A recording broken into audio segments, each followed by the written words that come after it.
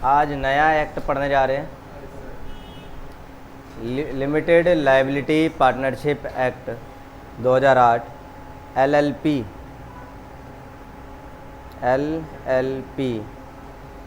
ठीक है, LLP act 2008।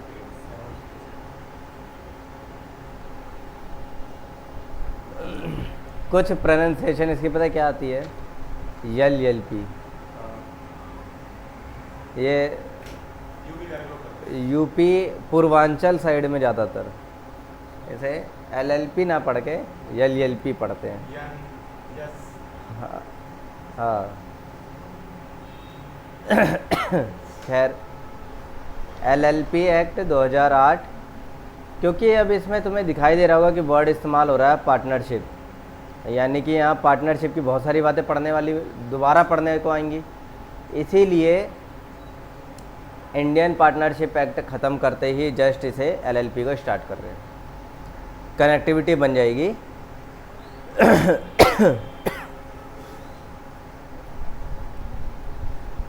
देखेंगे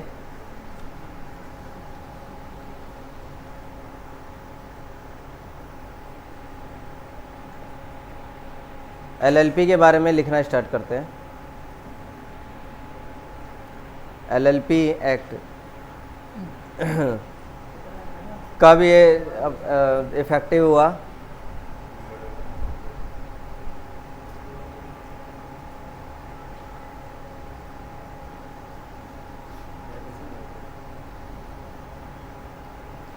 बताओ, लॉन्च कब हुआ? तो 9 जनवरी 2008।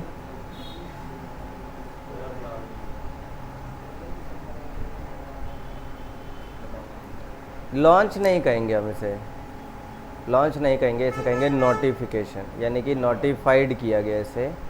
एलएलपी को नोटिफाई किया गया 9 जनवरी 2007 को।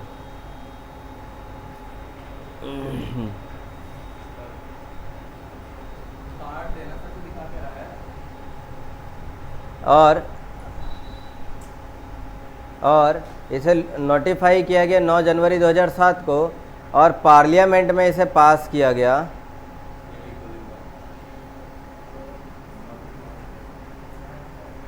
Passed the bill in parliament. कब पास किया गया ये? तो 12 दिसंबर 2008। लग जाता है टाइम, सरकारी काम है, सभी सांसदों के बीच में पास करवाना है, उसके बाद इसे पार्लियामेंट में प्रेसिडेंट से साइन करवाने हैं, तो टाइम लग जाता है।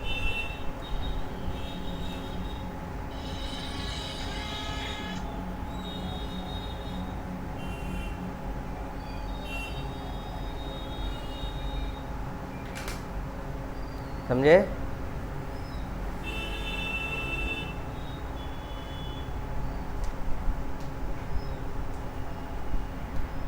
पार्लियामेंट में कब पास हुआ ये? 12 दिसंबर 2008 में। और इसके बाद प्रेसिडेंट ने साइन कब किए? Passed the bill by president. तो कब? 7 जनवरी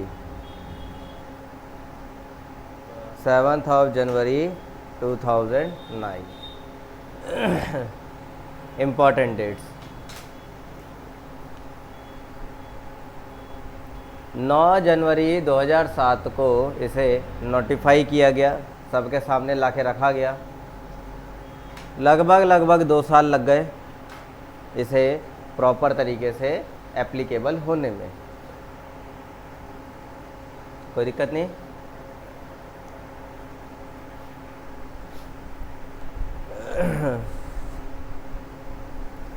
क्या ये भी ऑल ओवर इंडिया लागू होता है? LLP act 2008 is applicable to the whole of India.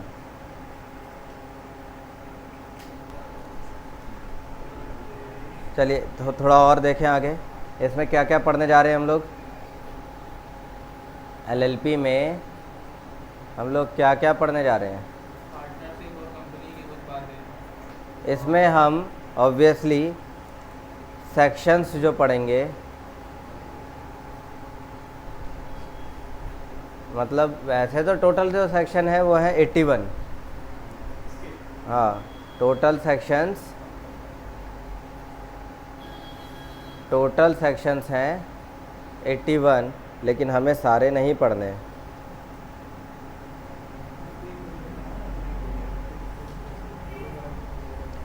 हमें सारे नहीं पढ़ने हैं, और यहाँ पर हमें कुछ जो है शेड्यूल्स पढ़ने हैं। शेड्यूल्स पढ़ने हैं, कई लोग इसे स्केड्यूल्स पढ़ते हैं, तो तुम चाहे स्केड्यूल बोल दो चाहे शेड्यूल बोल दो, एक ही बात है। तो 4 शेड्यूल पढ़ने हैं इसमें। 81 तो सेक्शंस हैं और 4 हैं शेड्यूल।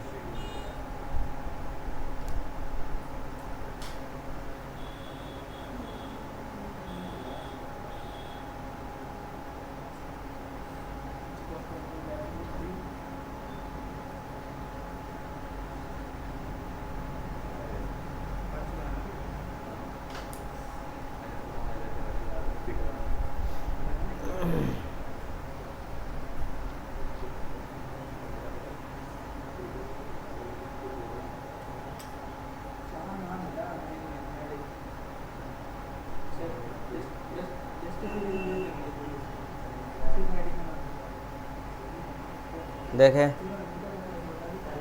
4 शेड्यूल हैं। अब ये 81 सेक्शंस हैं, तो ये तो लंबे खींचेंगे ही खींचेंगे। जो 4 शेड्यूल हैं उन्हें देख लेते हैं कि कौन कौन से शेड्यूल्स हैं ये चारों। तो इसमें आता है the first schedule,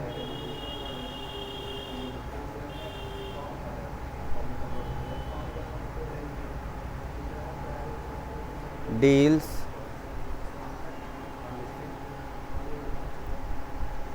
with mutual rights and duties of partners।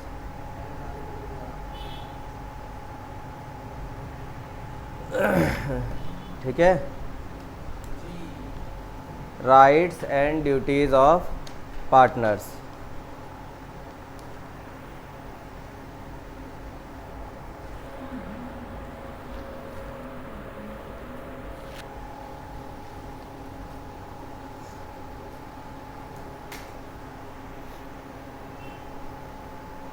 दूसरा schedule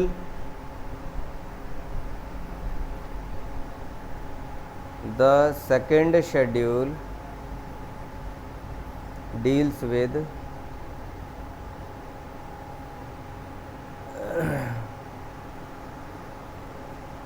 conversion of a firm into LLP। Third schedule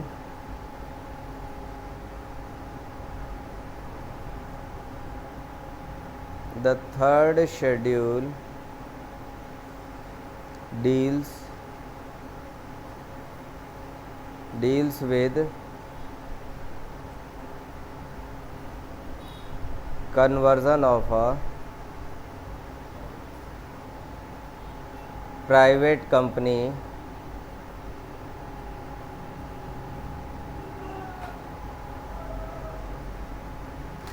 into LLP। और fourth schedule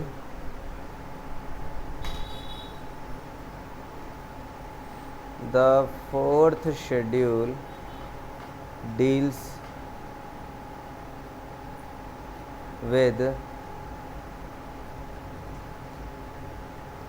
conversion of unlisted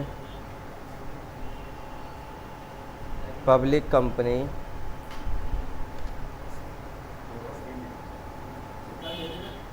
into LLP।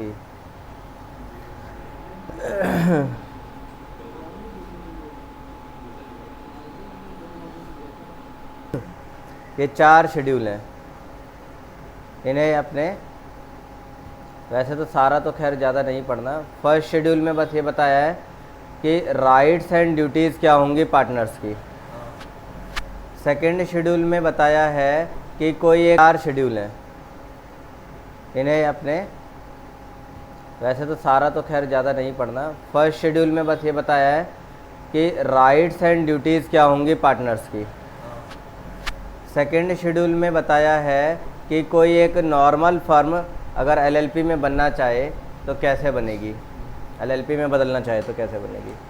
Third schedule में सिर्फ इतना ही बताया है कि अगर कोई एक प्राइवेट कंपनी LLP बनना चाहे तो क्या करेगी। देन फोर्थ शेड्यूल में बताया है कि अगर कोई अनलिस्टेड पब्लिक कंपनी है वो अगर LLP में बदल जाए तो क्या होगा। ठीक है, कुल मिला के ये जो 3 शेड्यूल्स हैं ये कन्वर्जन को डील कर रहे हैं और अकेला ये है जो राइट्स एंड ड्यूटीज़ को ले रहा है।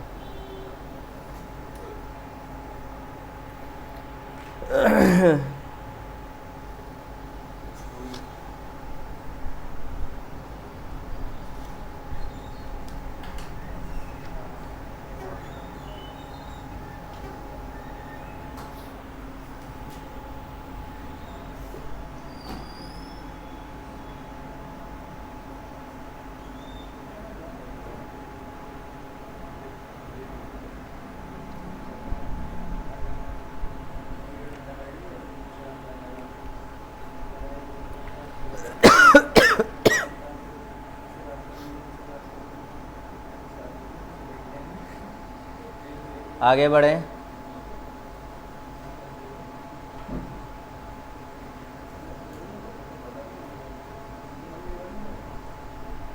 अब LLP की अपने मीनिंग देखते हैं ज़रा। LLP का मीनिंग क्या निकल के आ रहा है।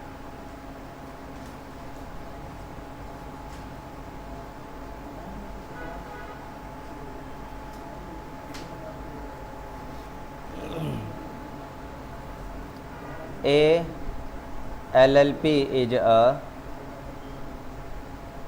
new form of legal business entity with limited liability।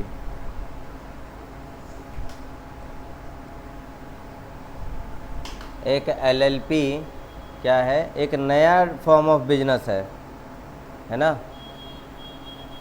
नया फॉर्म ऑफ बिजनेस है जो लिमिटेड लायबिलिटी के साथ आता है।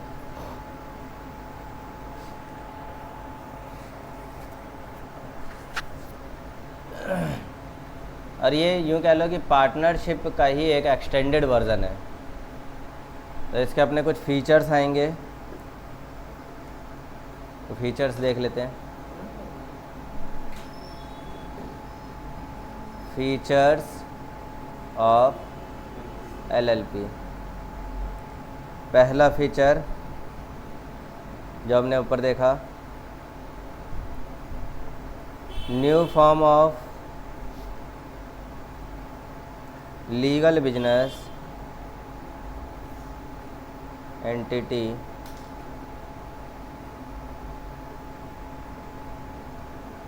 with limited liability,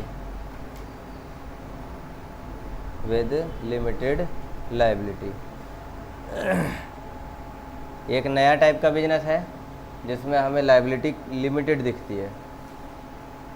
फिर दूसरा है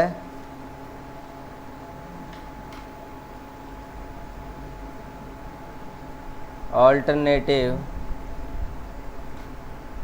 कॉरपोरेट बिजनेस व्हीकल।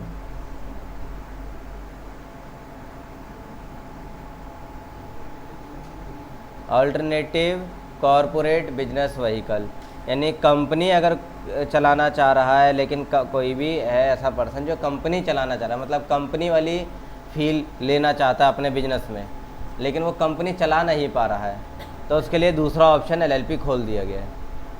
अभी कैसे है, तो वो जब तुम एलएलपी पूरा पढ़ लोगे और कंपनी के बारे में पढ़ोगे तो तुम्हें समझ में आ जाएगा। पहले क्या होता था कि कोई है जो कंपनी चलाना चाह रहा है, कंपनी वाली फील लेना चाह रहा है अपने बिजनेस में, लेकिन वो कुछ कारणोंवश कंपनी नहीं चला पा रहा, कोई भी कारण हो सकता है, कोई भी कारण हो सकता है जिस वजह से वो कंपनी नहीं चला पा रहा है लेकिन उसे कंपनी वाली फील चाहिए, तो एलएलपी एक ऑप्शन, बढ़िया ऑप्शन खुल गया है, वो एलएलपी चला सकता है। जैसे कोई आईफोन ख़रीद नहीं सकता लेकिन आईफोन वाला फील चाहता है, तो कौन सा वो रियलमी का एक फ़ोन आया ना जिसमें कैमरा वैमरा सब कुछ, इवन आइकन्स वगैरह भी बिल्कुल आईफोन जैसे बना दिए, रियलमी सी जो भी वटेवर जो, तो बात समझ में आ रहा है। मतलब जो फील 1.25 लाख वाले फ़ोन में होना चाहिए, मतलब फील वही लेना चाहते हैं लेकिन पैसा उतना खर्च नहीं कर पा रहे हैं, कोई भी कारण हो सकता है, तो लॉन्च कर दिया है दूसरे ने, तो वही चीज़ ये है, फील वही कंपनी वाला आएगा लेकिन है पार्टनरशिप। हाँ, clear.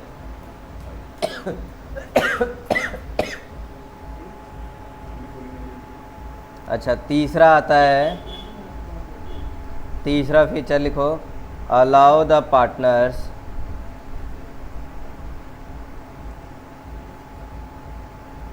The flexibility of organising their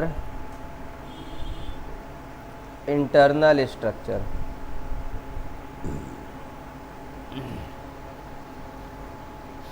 जिस तरह पार्टनरशिप में फ्लेक्सिबिलिटी देखने को मिल रही थी, ठीक है, किसी भी डिसीज़न को लेके फ्लेक्सिबिलिटी थी, यहाँ पर पार्टनरशिप में ऐसा थोड़ी है कि कोई नियम फॉलो करना पड़ेगा, लागू करवाना पड़ेगा, सबसे परमिशन लेनी पड़ेगी।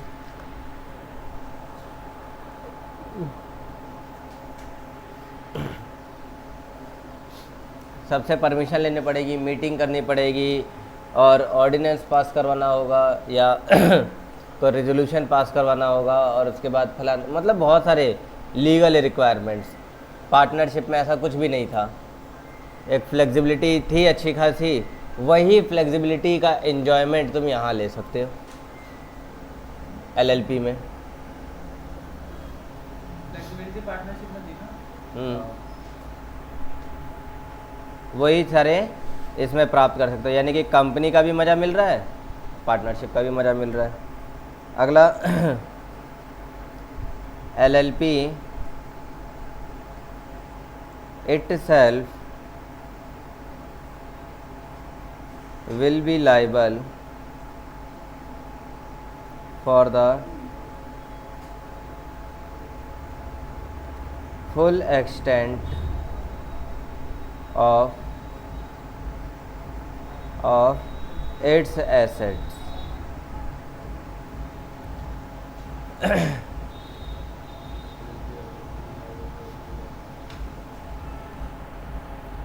एलएलपी खुद ही लायबल है, जो भी वो अपने काम कर रहा है उन एक्ट के लिए, और लायबल किसके लिए है, किन पर है, वो सिर्फ एसेट्स की वैल्यू तक। एलएलपी खुद ही, मतलब फर्म लायबल है और एसेट्स जितना है सिर्फ उतने एसेट्स के लिए लायबल है, बाकियों के लिए लायबल नहीं रहेगा। मतलब पार्टनर के सिरे कोई बवाल नहीं फूटेगा, ठीक। यही चीज़ कंपनी में भी है। कंपनी और पार्टनरशिप के बीच में डिफरेंस जब पढ़ाया था तब वहाँ पे ये बात बताया था मैंने, कंपनी के मेंबरों पे बम नहीं फूटेगा, कंपनी के मेंबर का हिस्सा जितना कंपनी के अंदर रखा है उस हिस्से पे बम फूटेगा। ऐसे यहाँ है। अगला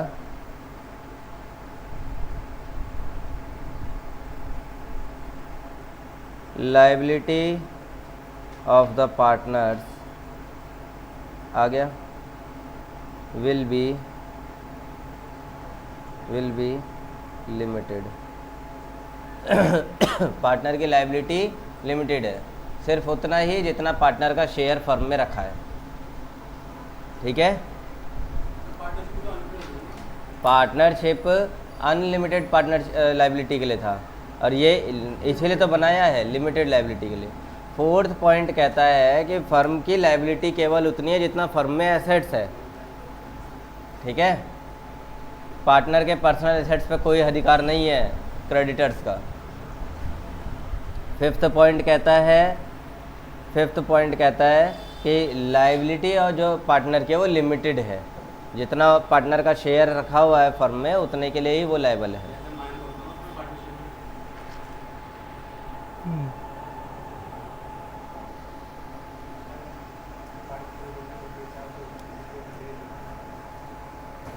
अब ये है कि एलएलपी के बारे में थोड़ा बहुत तो जान लिया तुमने, फीचर्स उसके देख ही लिए।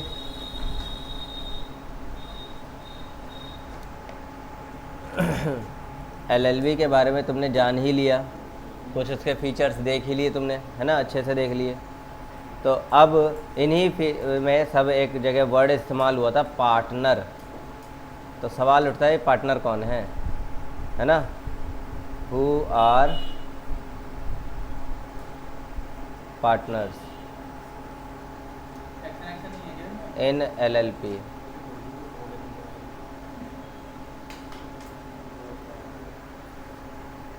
टोकना जरूरी है ना?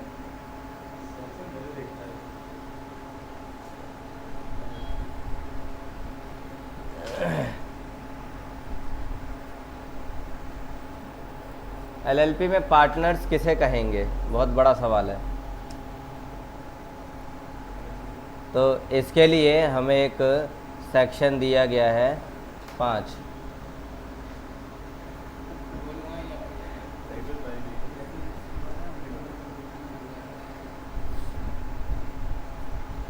तुम लोगों को अलग बिठाऊंगा।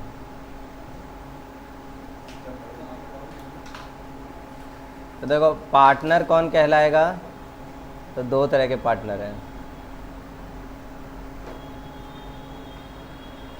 एक इंडिविजुअल, यानी एक इंडिविजुअल पर्सन भी पार्टनर बन सकता है, अकेला इंसान भी पार्टनर बन सकता है, और बॉडी कॉरपोरेट भी पार्टनर बन सकता है। एक इंडिविजुअल भी पार्टनर हो सकता है एंड बॉडी कॉरपोरेट वो भी पार्टनर हो सकता है। इंडिविजुअल किसे कहते हैं? अकेला पर्सन, है ना। और बॉडी कॉरपोरेट कोई दूसरा ऑर्गेनाइजेशन, समझे?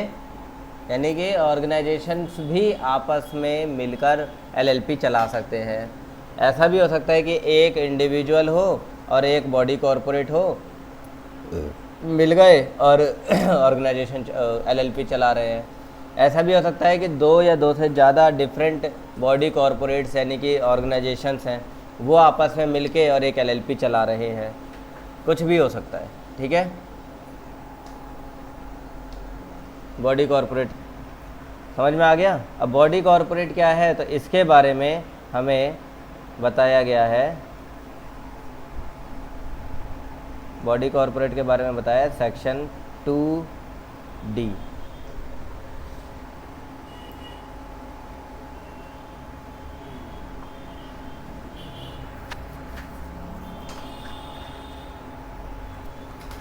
करें सेक्शन 2D यानी कि बॉडी कॉरपोरेट। ऑब्वियसली मीनिंग आएगी, सेक्शन 2 आ रहा है तो मीनिंग आएगा ना। बॉडी कॉरपोरेट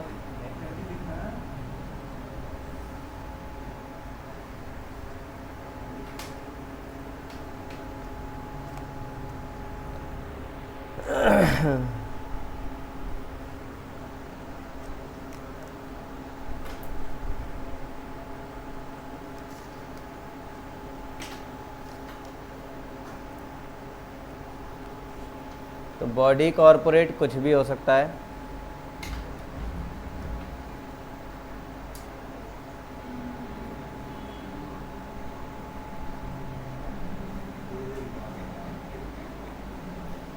काम लगाया डेफिनेशन नहीं होती इसकी।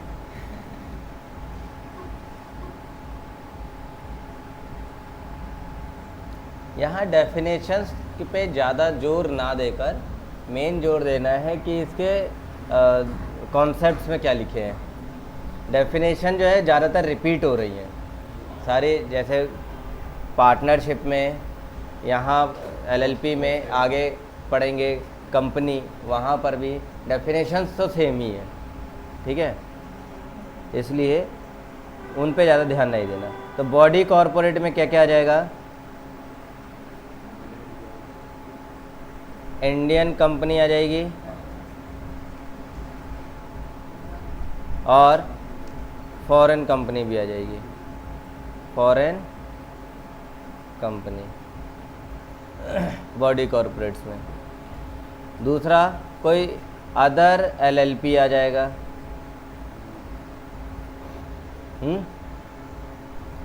तीसरा, कोई फॉरेन एलएलपी भी आ सकता है, फॉरेन एलएलपी आ सकता है। डन। ये है हमारे बॉडी कॉरपोरेट्स। इनको अगर डिफ़ाइन किया जाए, बॉडी कॉरपोरेट को डिफ़ाइन किया जाएगा तो उसमें इंडियन कंपनी आ जाएगी, फॉरेन कंपनी आ जाएगी, अदर एलएलपी आ जाएगा और फॉरेन एलएलपी आ जाएगा।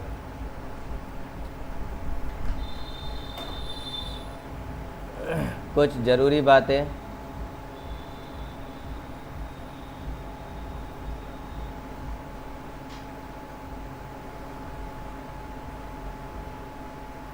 Partnership firm is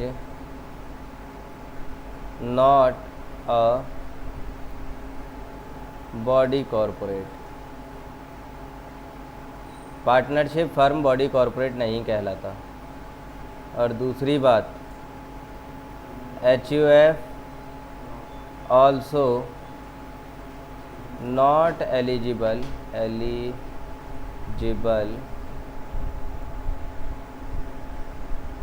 for the same. इसका मतलब पार्टनरशिप बॉडी कॉरपोरेट नहीं है, तो इसका मतलब क्या निकल के आ रहा है, बताओ जरा। पार्टनरशिप बॉडी कॉरपोरेट नहीं है तो इसका क्या मतलब निकल के आ रहा है? तो इसका मतलब यह है कि पार्टनरशिप फर्म एलएलपी में ज्वाइन नहीं हो सकती, ठीक है। अच्छा, दूसरी बात, HUF, क्योंकि वो भी एक बॉडी कॉरपोरेट नहीं है, इसलिए HUF भी एलएलपी ज्वाइन नहीं कर सकता। क्लियर हो रही है बातें, हल्की फुल्की? पार्टनरशिप का तो पता है, लेकिन ये HUF क्यों? पार्टनरशिप में सेपरेट लीगल एंटिटी नहीं होती। हाँ, HUF अरे मुद्दा तो ये है कि पार्टनरशिप का रजिस्ट्रेशन ही कंपलसरी नहीं है, वो तो लीगल तो इसलिए बॉडी कॉरपोरेट नहीं है। अब HUF क्या, पहले तो ये बताओ HUF है क्या? पहले पढ़ा होगा। पार्टनरशिप एंड HUF के बीच डिफरेंस पढ़ाया है मैंने। हिंदू अनडिवाइडेड फैमिली पढ़ा है। हिंदू अनडिवाइडेड फैमिली लिखा हुआ है कॉपी में, जाके पलटी मार के देख लेना। और अगर ना याद आ रहा हो, ना देखा हो, तो वीडियो डाल जाके देख लेना, डाल दिया वीडियो मैंने। HUF जो होता है, हिंदू अनडिवाइडेड फैमिली, ये फ्रॉम बिगिनिंग ये पुश्तैनी बिजनेस है, वो जो चलता आ रहा है, इसको रजिस्ट्रेशन की ज़रूरत नहीं है, ठीक है। ये हमारे हिंदू लॉ के अकॉर्डिंग इस पे सब धाराएं चलती हैं। दैट्स वाई ये कोई बॉडी कॉरपोरेट है ही नहीं, ठीक है। फैमिली वाली बात है। इसीलिए HUF LLP ज्वाइन नहीं कर सकता, LLP का हिस्सा नहीं हो सकता। क्लियर हुई बातें? चलिए तो आगे और बढ़ें थोड़ा सा। क्या सीखा यहाँ? लीगल पार्टनर LLP या क्या सीखा कि पार्टनर कौन होता है, who are the partner in LLP. तो ये बात हमें सेक्शन 5 में बताई गई है। किसके बारे में बताई है? पार्टनर्स के बारे में सेक्शन 5 हमें बता रहा है। क्या बता रहा है कि एक इंडिविजुअल है और बॉडी कॉरपोरेट पार्टनर्स एलएलपी में अपना हिस्सेदारी रख सकते हैं। बॉडी कॉरपोरेट कौन है? तो वो 3 हैं। Indian company, foreign company body corporate हो सकते हैं।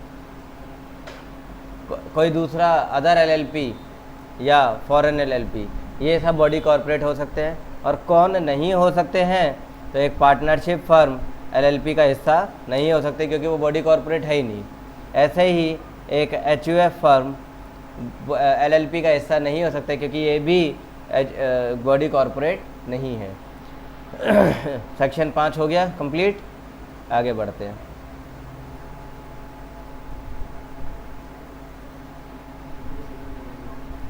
सेक्शन नंबर 6,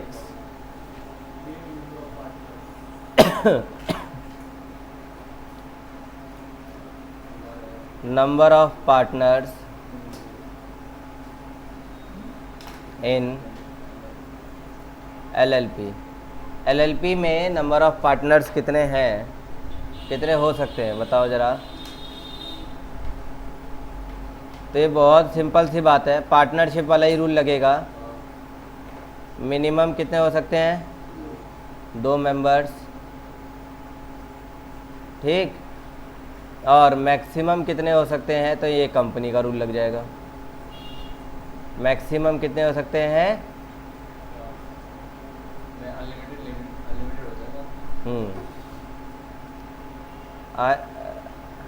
कंपनी का रूल लगेगा, और कंपनी में पब्लिक कंपनी के अकॉर्डिंग अनलिमिटेड मैक्सिमम होते हैं, अनलिमिटेड। कैसा लग रहा है?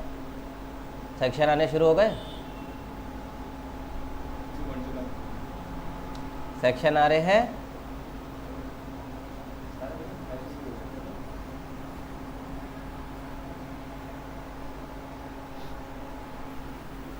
वो जो 1, 2, 3, 4 जो सेक्शंस हैं, ये घूमते फिरते आएंगे। 1 में तो सिर्फ इसका इंट्रोडक्शन ही दिया है। 2 में सारे डेफिनेशन, टर्मोलॉजीज बता दिए हैं। 3 और 4 घूमते फिरते आएंगे। इसमें पार्टनर होते हैं।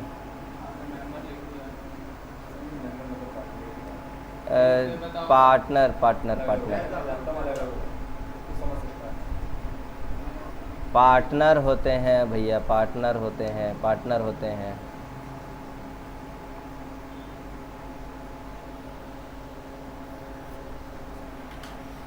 चलिए,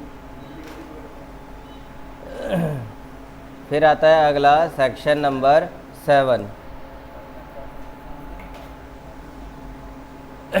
सेक्शन 7, डेजिग्नेटेड पार्टनर।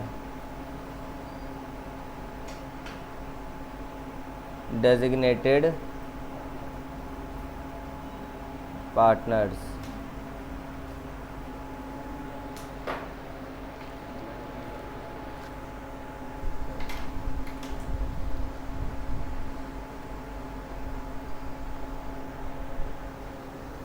ये जो डेजिग्नेटेड पार्टनर है, इसके बारे में तुम हाईलाइट कर लेना, कहीं पर लिख लेना, ठीक है। ये तुम्हारे इस पूरे एलएलपी का इम्पॉर्टेंट हिस्सा है। डेजिग्नेटेड पार्टनर्स सेक्शन 7 है ना। इसके बारे में जानते हैं कि क्या होता है ये। डेजिग्नेटेड पार्टनर के लिए कुछ अपनी शर्तें हैं।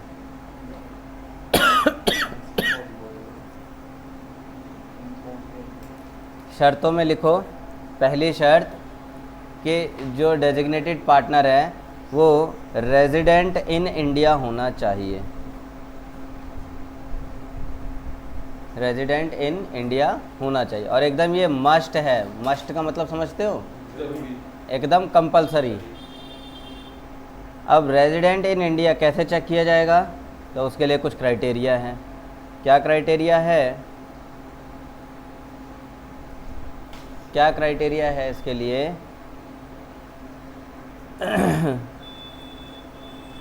182 डेज अपने पिछले साल में रहा हो, है ना, एंड प्लस 120 डेज और मोर, 120 डेज और मोर उसने भारत में कंटिन्यूसली रहा हो। 182 डेज का क्या मतलब? 182 दिन तो रहा हो टोटल एक साल में, और कंटिन्यूसली 120 दिन या उससे ज़्यादा रहा हो। मतलब ऐसा नहीं बाहर चला गया वापस आ गया, बाहर चला गया वापस आ गया, कंटिन्यूसली 120 दिन भारत में रहा हो। 4 महीने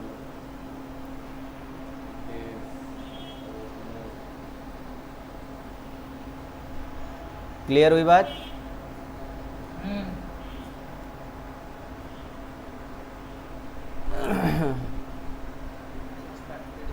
चलिए आगे देखते हैं।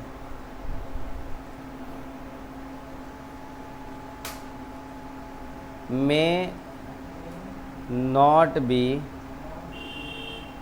Non resident, non resident, may not be non resident. May का मतलब हो भी सकता है, शायद वाला है ना, तो मे नॉट बी नॉन रेजिडेंट मतलब नॉन रेजिडेंट नहीं हो, ऐसा शायद हो सकता है। यानी कहने का मतलब ये है कि कोई नॉन रेजिडेंट भी हमारा क्या हो सकता है, डीपी हो सकता है, यानी कि डेजिग्नेटेड पार्टनर हो सकता है। बस शर्त क्या है, तो पहली शर्त उसने फुलफिल कर दी हो। तो ये बंदा रेजिडेंट हाँ, बाकी कोई नहीं। अगली बात, अगली बात, नॉमिनी ऑफ बॉडी कॉरपोरेट, ये भी डीपी हो सकता है। कोई बॉडी कॉरपोरेट हो, उसने अपना एक नॉमिनी रखा हुआ है, तो वो नॉमिनी भी डेजिग्नेटेड पार्टनर हो सकता है। बॉडी कॉर्पोरेट नहीं हो सकता? नहीं।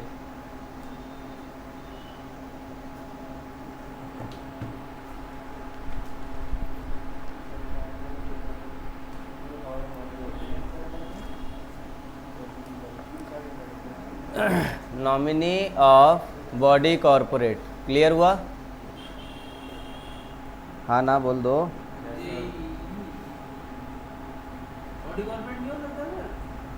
बॉडी कॉरपोरेट डीपी तो एक इंडिविजुअल ही हो सकता है बस। डेजिग्नेटेड, अच्छा लिखा नहीं मैंने, एक जो डीपी है ना, डेजिग्नेटेड पार्टनर, ये सिर्फ और सिर्फ only individual can be a DP, एक इंडिविजुअल ही डीपी हो सकता है बस।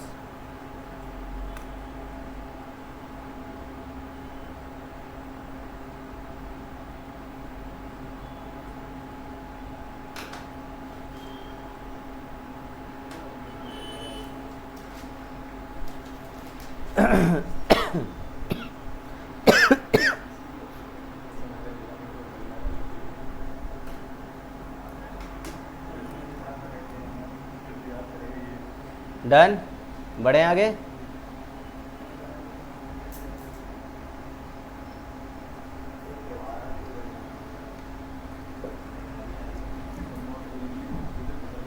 कोई कंफ्यूजन तो नहीं है किसी को? कोई कंफ्यूजन है? ठीक है। अब कुछ इम्पोर्टेंट जो छोटी मोटी बातें हैं वो देख लेते हैं।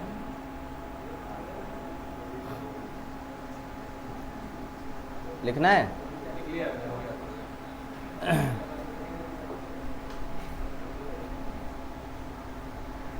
देखो,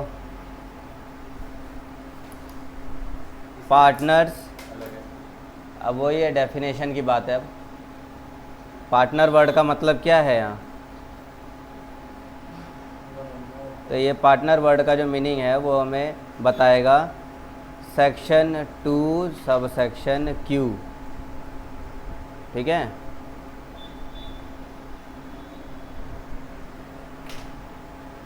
तो 2Q बताएगा। क्यों बताएगा? 2Q बताएगा, क्योंकि 2 में डेफिनेशन आती है। 2Q बताएगा। याद करने का तरीका। तू क्यों बताएगा? हमें क्या पता क्यों बताएगा? सेक्शन 2 क्योंकि इसे बोला गया है बताने को। नई चीज पता चली। आप पानी क्यों पी रहे हो? क्योंकि उसे प्यास लगी है।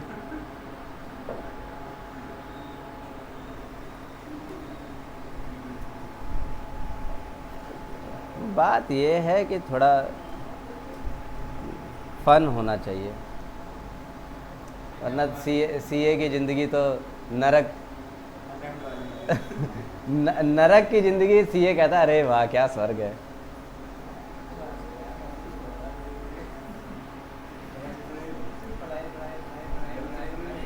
Partner in relation to a LLP। एक बात हो रही है सर, हाँ? तो हैबिट से बनी ना पढ़ो तो मन नहीं लगता सर।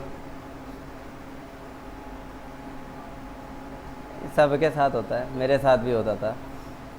तुम लोग मुझसे पूछा करते थे ना कि इतना कैसे पढ़ते थे।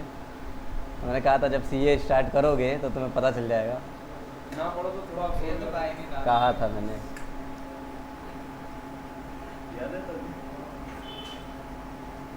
लिखो, means any person who becomes a partner line बढ़िया जाएगा। in the LLP in accordance with the LLP agreement।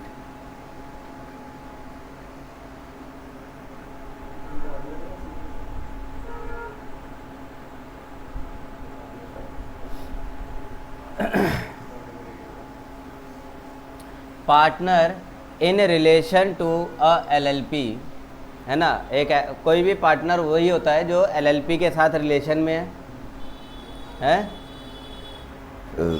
और उसका मतलब क्या है, means any person who becomes a partner in the LLP in accordance with the LLP agreement. LLP agreement के according अगर कोई पर्सन LLP का पार्टनर बनता है तो उसे पार्टनर कहते हैं। यानी कि अगर LLP के एग्रीमेंट के अकॉर्डिंग अगर कोई LLP का पार्टनर नहीं बनता तो वो पार्टनर नहीं कहलाएगा। LLP एग्रीमेंट के अकॉर्डिंग अगर कोई पर्सन LLP का पार्टनर अगर नहीं बन रहा है, किसी और के अकॉर्डिंग पार्टनर बन रहा है, तो वो पार्टनर नहीं कहलाएगा। LLP एग्रीमेंट के अकॉर्डिंग ही बनना पड़ेगा। लाइन समझ में आई? बहुत अच्छी लैंग्वेज थी।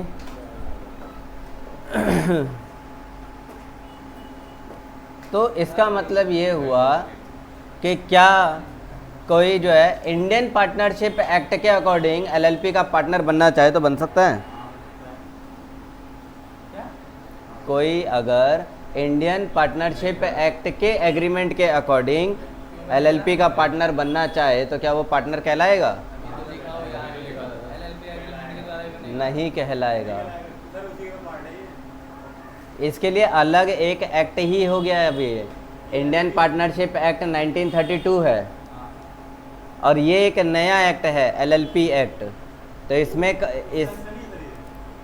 वो उसी का ही एक्सटेंडेड वर्जन है। ये वहाँ कुछ कमियां रह जा रही थी, उन कमियों को और कुछ सुविधाओं को मद्देनज़र रखते हुए एक नया एक्ट बना के रख दिया ये। तो अब अगर कोई LLP के रास्ते पे चल रहा है तो उसे इंडियन पार्टनरशिप एक्ट से अब कोई लेने देना नहीं है, कानून उस पर लागू नहीं होगा, एक नया कानून आएगा वो लागू होगा। क्लियर हुई बात? चलिए तो अब अगली बात देखें इसमें। इसे तो एकदम हाईलाइट करके लिखो। Non applicability of Indian partnership act 1932।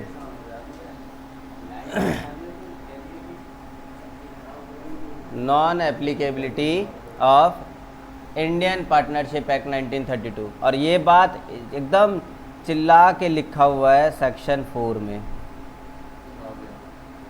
आ गया? सेक्शन 4 में ये बात एकदम चीख चीख के लिख दी है।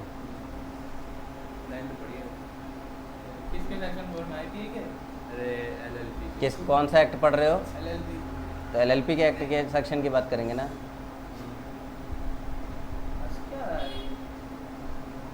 क्यों हंस रहा भाई?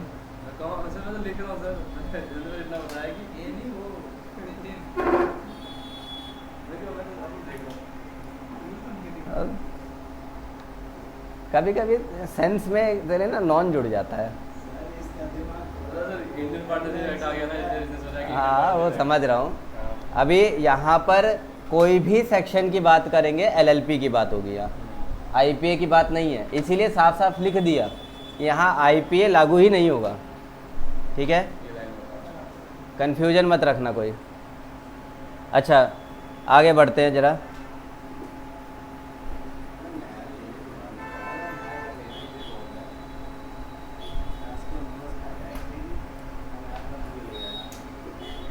तो नॉन एप्लीकेबिलिटी ऑफ आईपीए 1932 है ना, एक कुछ बात है।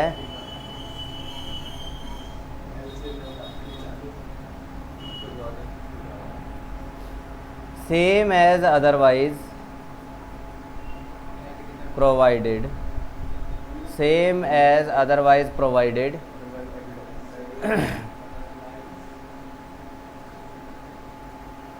the provisions of the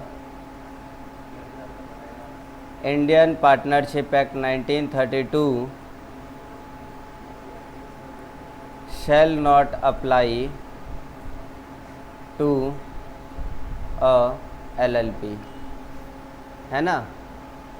जब तक ना प्रोवाइड किया जाए, यानी कि जब तक ना बोला जाए, तब तक आईपीए का प्रोविज़न एलएलपी में नहीं लागू होगा। अगर बोल दिया जाता है तब तो लागू हो जाएगा, कोई दिक्कत नहीं है। कैसी रही बात? मज़ा आ रहा है?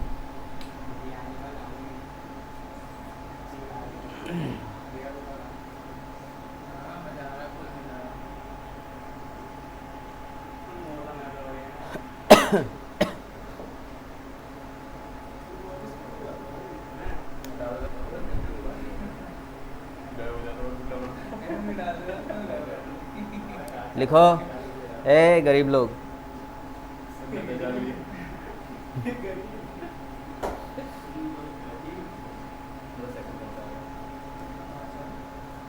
सेक्शन 5 वो तो केवल एक ऐसा था ना, अब लिख उसके लिए लिखोगे नहीं। सेक्शन 5 पार्टनर्स,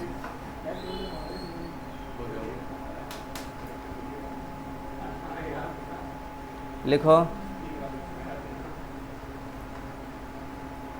एनी इंडिविजुअल और body corporate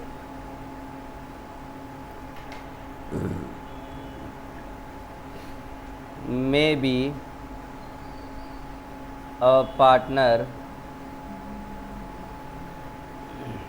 in a LLP. However,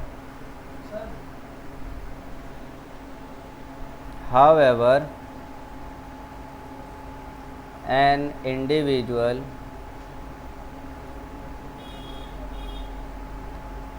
shall not be capable of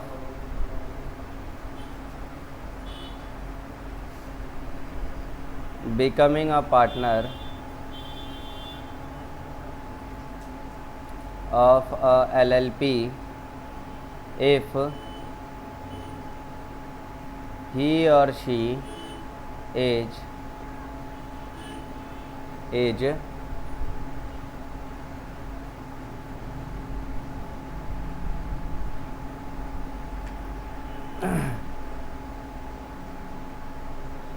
unsound mind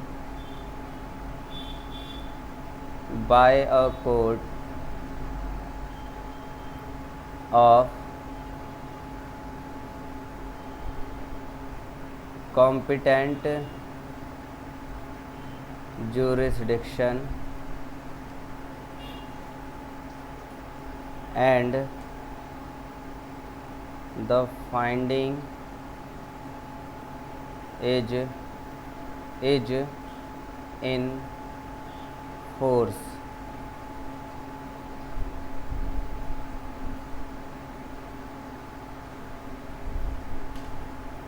दूसरा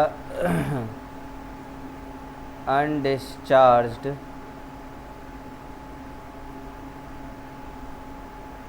insolvent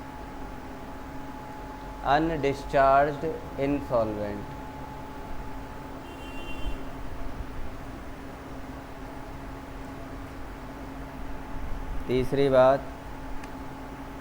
has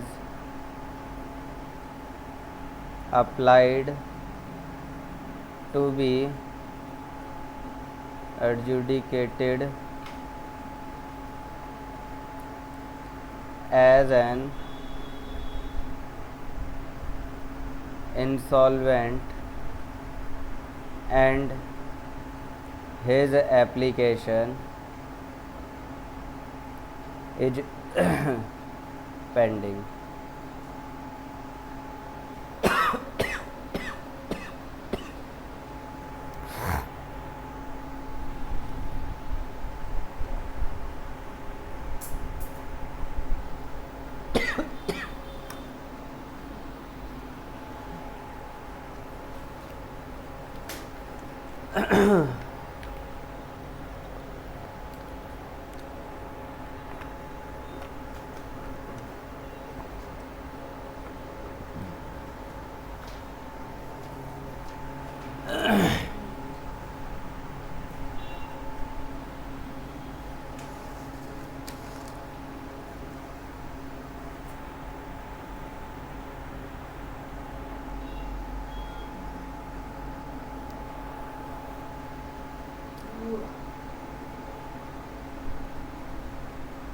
ठीक है, आगे देखें क्या मतलब है इसका।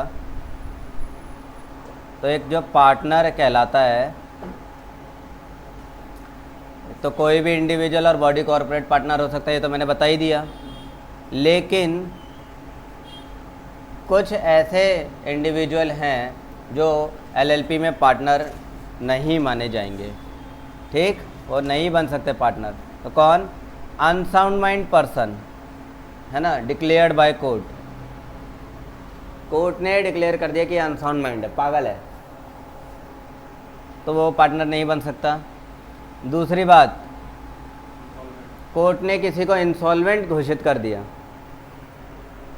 तो वो भी नहीं बन सकता है।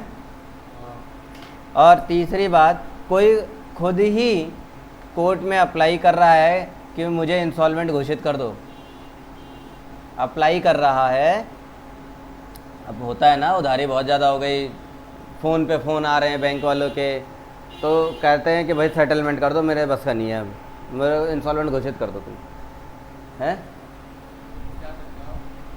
तो इंसॉल्वेंट घोषित करवाने के लिए वो एप्लीकेशन डाल रहा है, लेकिन अभी उसकी एप्लीकेशन क्या है? पेंडिंग है। तो पेंडिंग है, तो ऐसा पर्सन भी एलएलपी में पार्टनर मान्य नहीं है। अभी तो आपने कहा था कोई बॉडी कॉर्पोरेट पार्टनर नहीं हो सकता एलएलपी में। तो यहाँ कहाँ बॉडी कॉर्पोरेट कोई? थोड़े लाइन में देखो ना। बॉडी कॉर्पोरेट डीपी नहीं हो सकता। गलत चीज मत कर भाई, इंडिविजुअल बॉडी कॉर्पोरेट बन सकते हैं। ज़बरदस्ती कॉन्सेप्ट बिगाड़ रहा है। पेन हुआ है बहुत सारे पेन पैक चेक करता है। अगला देखें, सेक्शन 6।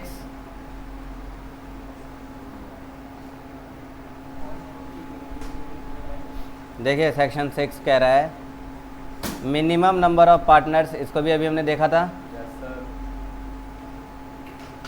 कितने? 2। दूसरी बात, if number of partners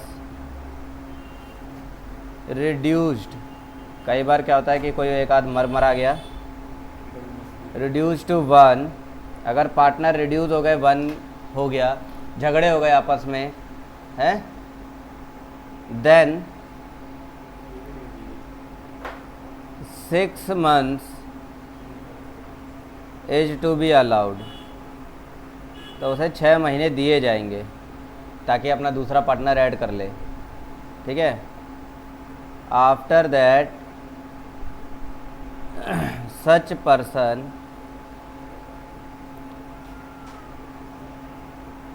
shall be liable personally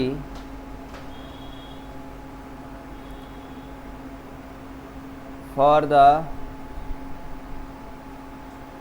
obligations of the LLP, ठीक है, incurred during that period।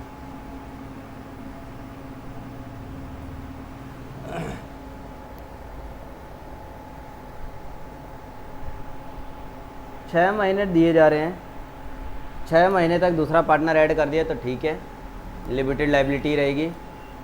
6 महीने बीत जाने के बावजूद अगर नया पार्टनर ऐड नहीं किया है तो अनलिमिटेड के लिए हो जाएगा और पिछले 6 महीने के लिए भी हो जाएगा, ठीक है। यानी कि शुरू से ही वो सारी लाइबिलिटियों के लिए लायबल हो जाएगा वो। तो सेक्शन 6 हो ही गया। सेक्शन 7 बता ही दिया मैंने, डीपी डेजिग्नेटेड पार्टनर।